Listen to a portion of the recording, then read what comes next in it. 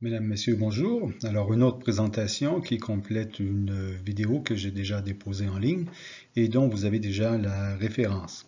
Donc, poursuivons quelques commentaires sur le partage des compétences.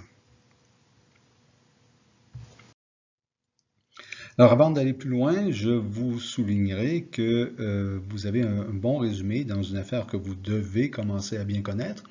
Donc, notre affaire renvoie relatif à la réglementation pan-canadienne des valeurs mobilières, dont vous avez déjà la référence, et qui se trouve sur notre studium. Donc, dans le bloc du 15 avril, c'est le troisième titre, tout en haut, dans le bloc du 15 avril, et c'est l'affaire que vous devez travailler pour le deuxième travail.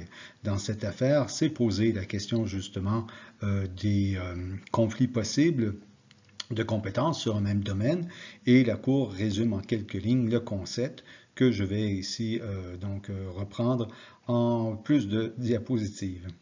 Alors, le principe général d'interprétation ou les principes généraux d'interprétation, comme vous le voyez, ce n'est pas la détermination du sens des dispositions partageant les compétences législatives qui permettent de solutionner la plupart des problèmes qui s'y rattachent, mais bien plutôt la détermination de l'objet et de l'effet de la législation contestée. En d'autres mots, on ne s'arrête pas à la lettre, on regarde en lisant la législation qui est contestée. Donc, on va chercher donc quel est son objet véritable, sa substance, si j'ose dire. Et c'est cela qui va nous permettre de savoir si c'est rattaché à un champ de compétences du pouvoir fédéral ou du pouvoir provincial. Ce ne sont pas quelques mots particuliers qui pourraient être utilisés par un législateur qui voudrait de la sorte justifier donc une loi qui pourtant ne relève pas de son champ de compétences. Donc c'est notre sujet, vous l'avez compris. Qu'arrive-t-il? Comment déterminer donc quel est le législateur compétent? Qu'arrive-t-il en cas de conflit? Donc, les règles d'interprétation générale de la Constitution valent aussi pour l'interprétation des champs de compétences. Je vous renvoie à votre cours de constitutionnel 1. Le principe de la retenue judiciaire a entraîné une interprétation minimale des dispositions partageant les pouvoirs. Qu'est-ce que je veux dire par là? Regardez la phrase suivante, elle complète le tout. Les tribunaux refusent de donner des définitions des différents titres de compétences. C'est ça la retenue judiciaire, c'est-à-dire que les tribunaux refusent de donner un principe général ou une définition exhaustive du contenu. Les tribunaux sont bien conscients que les choses vont évoluer donc avec le temps.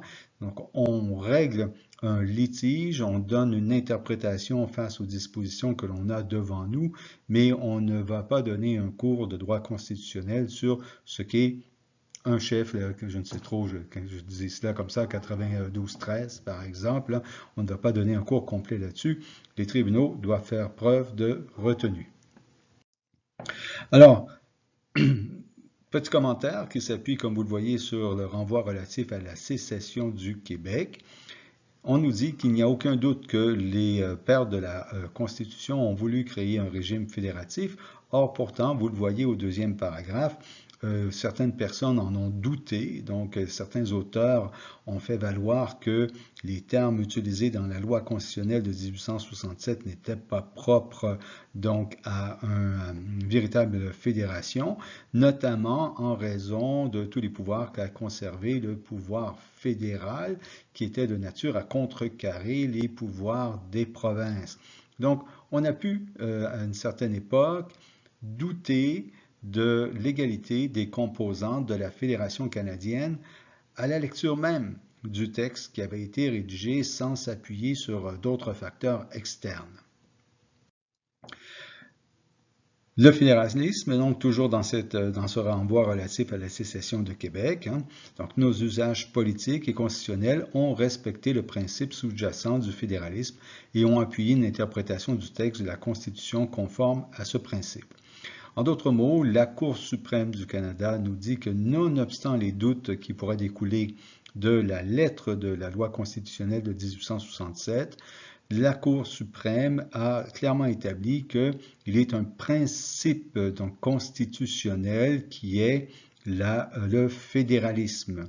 Ce principe constitutionnel découle de la lecture et de la structure de la loi constitutionnelle de 1867 et plus largement de la Constitution canadienne. Ce principe constitutionnel doit servir à lire et à comprendre toutes les dispositions de la Constitution, et c'est ce que les tribunaux ont toujours fait. Ils se sont guidés sur cette lumière, donc ce phare sur lequel ils devaient s'enligner pour analyser la situation, et ils ont tenté d'assurer donc le fédéralisme par la lecture qu'ils ont fait de la loi constitutionnelle de 1867. Alors, dans un système fédéral de gouvernement, le pouvoir politique est partagé entre deux ordres de gouvernement, c'est ce que l'on voit aussi. Chacun est donc compétent dans sa sphère d'attribution. Il est souverain, il n'a pas besoin de demander donc la permission à l'autre ordre de gouvernement pour légiférer dans cette sphère. Maintenant, est-ce à dire que les sphères soient totalement hermétiques, faisant en sorte qu'il n'y aura jamais de conflit? Alors, il y aura toujours des conflits, même si il y a, si vous voulez, tout le monde fait preuve de bonne volonté. Parfois, on peut adopter une mesure dans un domaine qui relève totalement de notre champ de compétences, mais qui débordera ou qui aura des répercussions sur les champs de compétences de l'autre palier gouvernemental. Donc, il y aura toujours des conflits. Et naturellement, il appartient donc aux tribunaux de contrôler les bornes de la souveraineté propre aux deux gouvernements. C'est ce que vous avez sur votre diapositive ici. Dans leur interprétation de la Constitution, les tribunaux ont toujours tenu compte du principe du fédéralisme, inhérent à la structure donc des arrangements constitutionnels. C'est ce que je vous ai dit donc il y a quelques minutes. Donc, ce qui veut dire que les tribunaux, entre autres, feront en sorte normalement de ne pas attribuer trop de pouvoir à un palier gouvernemental par rapport à un autre palier gouvernemental afin de prévenir, afin de protéger le fédéralisme donc, qui est prévu dans notre loi constitutionnelle. Le principe du fédéralisme est une reconnaissance de la diversité des composantes. Vous savez ici quelle est cette idée, c'est-à-dire qu'il n'est pas nécessaire que le Canada soit similaire d'est en ouest, d'un océan à l'autre, puisqu'il y a des variétés, des différences culturelles propres donc à chacune des provinces, et c'est le propre d'une fédération que d'accepter ces différents aspects donc de la vie de toutes les composantes. Bon, vous le savez, c'est pour ça qu'en 1867, la loi constitutionnelle donc, a été rédigée afin de mettre sur pied une fédération, notamment pour le Québec et les provinces maritimes.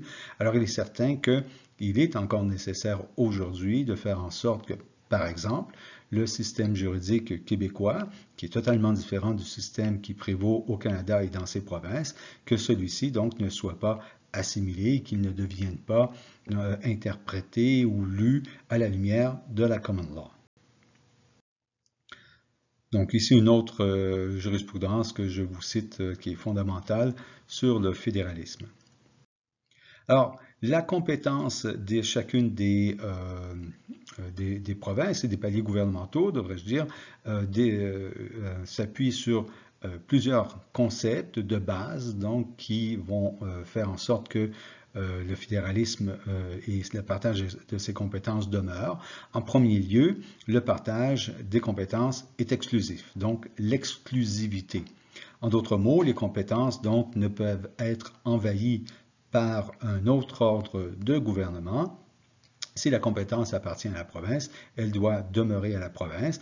Et vous savez que, par exemple, une province ne pourrait pas déléguer au pouvoir fédéral le pouvoir de légiférer dans un domaine qui lui est propre, parce que ce serait un amendement constitutionnel.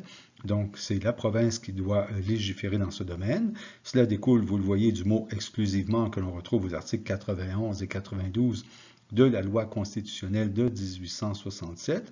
En conséquence, ce n'est pas parce qu'un ordre de gouvernement ne légifère pas dans son champ de compétences que de la sorte, il ouvre la porte à l'autre palier gouvernemental de venir légiférer dans un domaine qui lui appartient.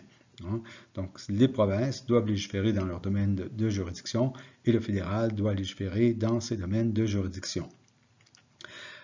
Naturellement, et c'est le quatrième point ici sur cette diapo, il est possible qu'un palier affecte incidemment des domaines relevant de la compétence de l'autre ordre de gouvernement. C'est ce que je vous disais. Cela peut arriver d'une façon ancillaire, qu'on déborde sur l'autre palier gouvernemental. Pensez au domaine, par exemple, des conditions de travail qui pourraient déborder sur le pouvoir fédéral dans une certaine mesure et l'inverse. Alors, cela est accepté, mais il y a des limites à ce débordement.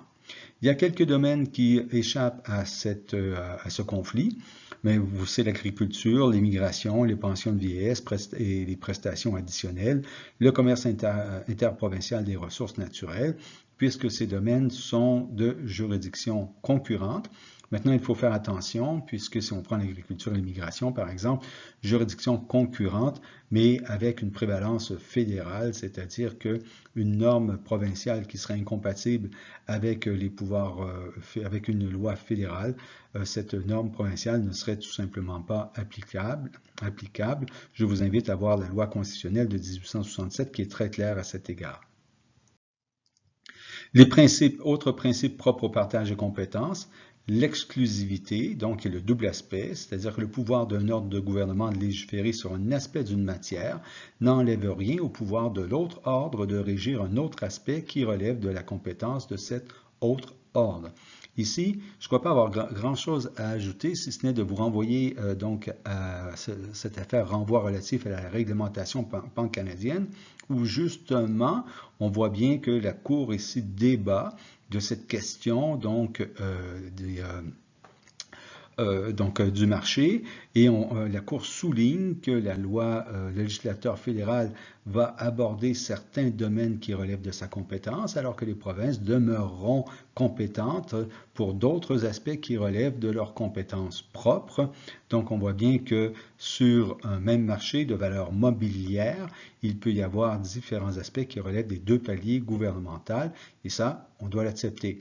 Conclusion, et c'est un peu d'ailleurs ce qui est arrivé avec cette, pas un peu, c'est fondamentalement ce qui est arrivé avec la réglementation pan-canadienne de valeur mobilière, c'est-à-dire que cela peut conduire à une nécessité de collaboration et de discussion entre les paliers gouvernementaux pour arriver à une législation qui soit cohérente. Donc, l'ensemble des compétences a été partagé en 1867. C'est le principe de l'exhaustivité. Hein. Et donc, qu'arrive-t-il en cas de litige, c'est-à-dire qu'arrive-t-il si une norme fédérale a été adoptée et une norme provinciale à propos d'un même sujet? Comment doit-on régler ce litige? Là encore, dans le renvoi relatif à la réglementation pan-canadienne, la Cour fait un bref résumé des principes. Alors, commençons par souligner qu'il est très rare, tous les cas ou toutes les matières dont traite une loi relèvent entièrement d'une seule rubrique de compétences.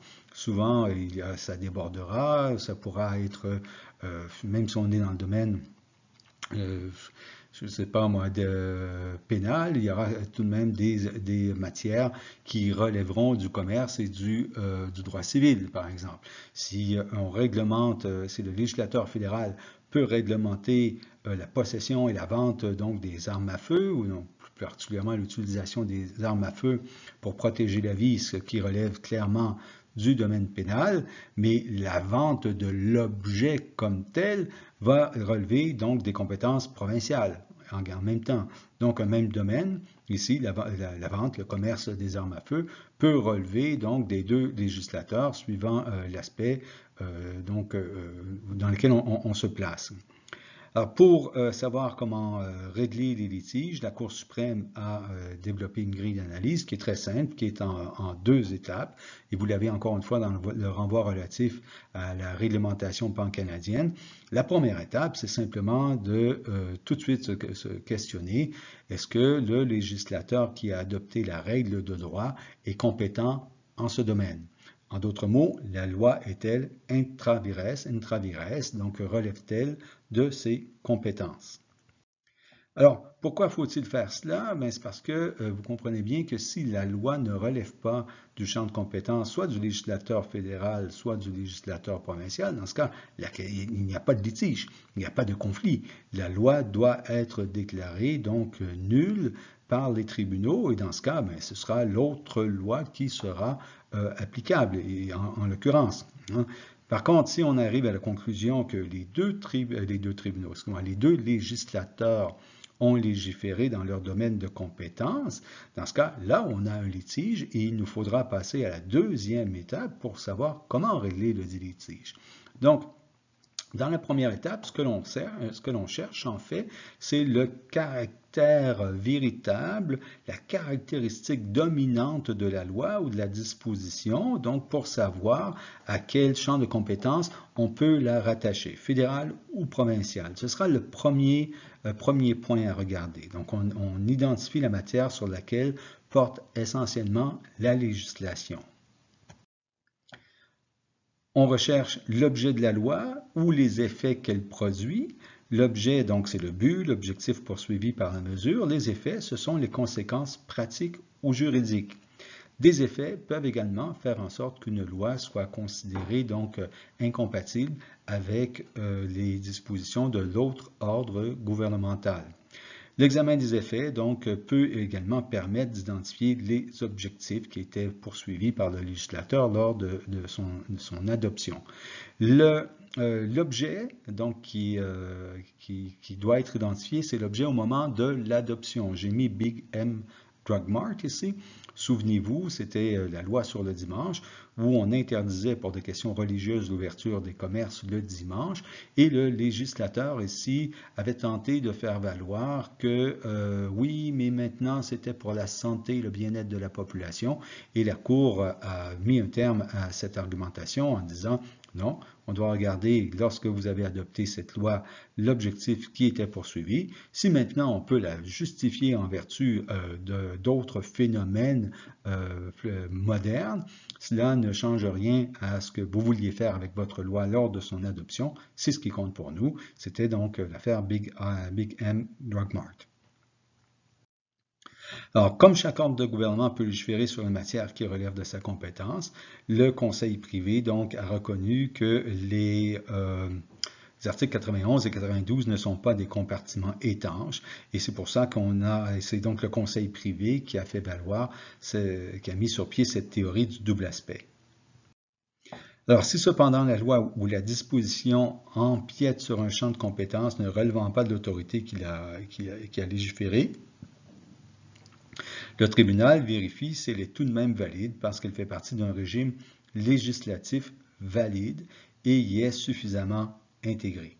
Donc, une loi, si vous voulez, pourrait faire partie d'une loi plus large qui aborde un domaine autre, qui relève de la compétence d'un législateur, et il pourrait y avoir des dispositions de cette loi qui va déborder sur un sujet autre et qui relève donc de la compétence d'un autre palier gouvernemental. Loi sur Amérindiens, par exemple, relève très nettement de la compétence fédérale. Pourtant, certaines dispositions de cette loi sont nettement de nature civile et vont, par exemple, régir les successions, ce qui relève tout à fait de la compétence des provinces, mais comme ces dispositions font partie d'un tout qui est globalement de la compétence et très clairement de la compétence du pouvoir fédéral, ces dispositions sont donc tout à fait acceptables et pourront déborder dans un champ qui pourtant relève de la compétence provinciale. Donc, à la première étape de l'analyse, pour déterminer la rubrique de compétences, la Cour adopte une approche évolutive de façon à ce que le pacte confédératif puisse répondre aux réalités nouvelles. Alors, le recours à une interprétation évolutive, ça ne peut cependant pas justifier un empiètement par le Parlement sur un champ de compétences provincial. En d'autres mots, il est certain qu'en 1867, il y avait peu d'aviation. hein. Encore moins qu'en ces jours sombres que nous connaissons. Il n'y avait que peu d'aviation. Évidemment, il a bien fallu déterminer à qui, donc de quel palier gouvernemental l'aviation dépendra. Bien évidemment, ça a été rattaché au pouvoir fédéral, on se comprend bien. C'est tout à fait normal. Il y a un aspect ici transfrontalier très clair, voire international, transfrontalier dans le sens provincial du terme. Donc, naturellement, ce sera rattaché au pouvoir fédéraux. Alors, c'est dans ce sens où les choses vont évoluer, les activités seront de plus en plus complexes, aborderont des domaines qui étaient inconnus en 1867, et il faudra donc, par une interprétation évolutive, tenter de voir à quel palier gouvernemental ce domaine de compétence appartiendra. Mais il y a tout de même des limites, hein, évidemment.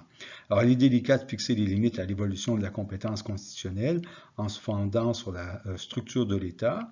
Cette notion fait souvent appel à la conception qu'un tribunal donné peut se faire du fédéralisme, c'est-à-dire qu'on comprend bien ici qu'il y a un certain aspect tout de même gris, ce n'est pas si clair, ça ne va pas nécessairement à gauche ou à droite, et de ce fait, mais cela laisse une certaine marge de manœuvre donc aux tribunaux dans leur interprétation de la structure fédérative du Canada. Et je pense qu'ici, le renvoi relatif à la réglementation canadienne donne un bon exemple. Regardez la différence qu'il y a entre la position de la Cour d'appel du Québec, donc de la majorité, et la position de la Cour fédérale, la Cour suprême du Canada. Donc, on voit bien ici que deux grands juristes ou deux chambres de grands juristes ici sont arrivés à des conclusions qui étaient différentes en fonction de la lecture qu'ils ont fait des textes. Donc, une certaine marge de manœuvre tout de même laissée aux tribunaux dans ce domaine. Alors, le maintien de l'équilibre entre les pouvoirs fédéraux et provinciaux relève avant tout des gouvernements. Que veut-on dire ici? C'est-à-dire qu'il appartient d'abord au gouvernement de discuter entre eux pour trouver des solutions aux litiges. Alors, qu'arrive-t-il si on a conclu que la disposition ou les deux dispositions que nous avons devant nous sont valablement adoptées par chaque palier gouvernemental?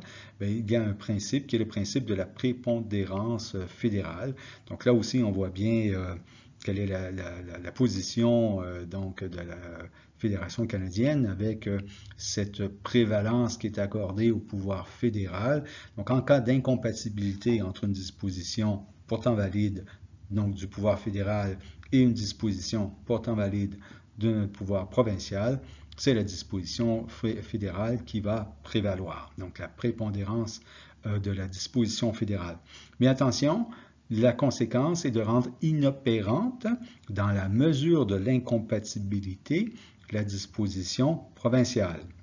Inopérante, ça veut dire que, c'est-à-dire incompatible, devrais-je dire plutôt, ça veut dire qu'il est impossible physiquement, là, d'exécuter les deux dispositions. La disposition fédérale dit obligation de tourner à gauche, la disposition provinciale dit obligation de tourner à droite. On ne peut pas tourner des deux côtés en même temps, donc c'est très clair. Par contre, vous pourriez avoir une disposition fédérale qui dirait interdit d'émettre au-delà de 50 particules par million de particules donc de telle matière que l'on considère comme étant polluante, donc pas plus que 50, alors que le pouvoir provincial, la loi provinciale par exemple, dirait pas plus que 100. Ben, vous n'en émettez que 50 et vous allez respecter les deux lois, puisque dans les deux cas de figure, on disait pas plus que. L'inverse serait sans doute plus difficile. Si la loi provinciale disait pas plus que 30, dans ce cas, ça voudrait dire qu'il y a donc entre 30 et 50 qui est permis par la loi fédérale, qui ne serait pas permis par la loi provinciale. Celle-ci serait sans doute trop limitative pour être compatible avec la loi fédérale. Mais ici, il y a donc possibilité d'exécuter les deux lois en même temps. Ce n'est pas incompatible parce que la lettre ne dit pas exactement la même chose. Si on constate cette incompatibilité, la conséquence est de rendre inopérante donc la disposition de la loi provinciale. Inopérante, nous ne l'appliquons pas. Elle n'est pas effacée des livres de loi, elle n'est pas dissoute, elle est inopérante. Et elle ne sera inopérante que pendant le temps de cette incompatibilité. En d'autres mots, si le législateur fédéral amende sa loi, dans ce cas, la mesure provinciale pourra être, et qu'il y a compatibilité, la mesure provinciale pourra donc être appliquée. Si le législateur fédéral abroge sa disposition, dans ce cas, la mesure provinciale pourra également être appliquée. Dernier détail, il ne faut pas oublier que si une loi provinciale empêche le législateur fédéral d'atteindre son objectif, il y a également incompatibilité et la mesure provinciale donc ne sera pas appliquée dans la mesure de cette incompatibilité. Ici. Donc, c'est si vous voulez, la mesure que l'on utilise pour voir l'incompatibilité entre une mesure fédérale et provinciale, ce n'est pas uniquement est-il possible de tourner à gauche et à droite en même temps, c'est le législateur fédéral nous dit qu'il faille tourner à gauche pour atteindre, parce qu'il poursuit tel objectif.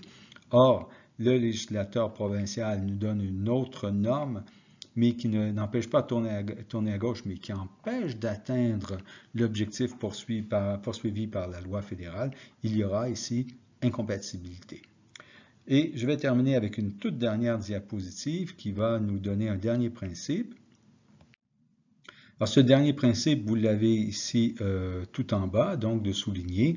La Cour nous souligne donc ici que la Cour devrait se montrer particulièrement réticente à invalider une loi provinciale lorsque le gouvernement fédéral n'en conteste pas la validité ou, comme c'est le cas en l'espèce, lorsqu'il va même jusqu'à intervenir pour appuyer cette loi et qu'il a lui-même adopté une loi fondée sur le même point de vue constitutionnel que celui adopté par une province.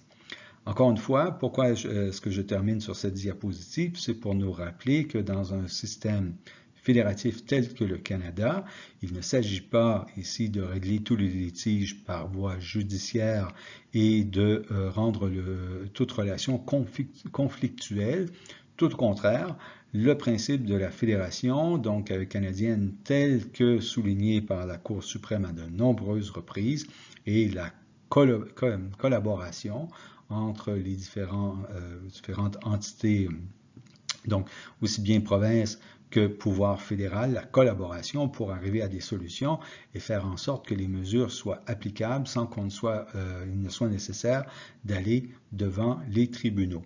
Je pense que cette affaire relative à la réglementation pan-canadienne est un bon exemple moderne, comme vous le voyez, cela date de 2018, là, tout à fait récent, de ces tentatives de plus en plus complexes, donc, pour permettre une collaboration entre les différentes provinces et le palier fédéral. Cela n'a pas été conçu, cela n'a pas été prévu en 1867, donc cela se fait un peu à la carte, mais cela est nécessaire pour permettre à la fédération de fonctionner convenablement, donc dans des périodes de plus en plus complexes. Merci.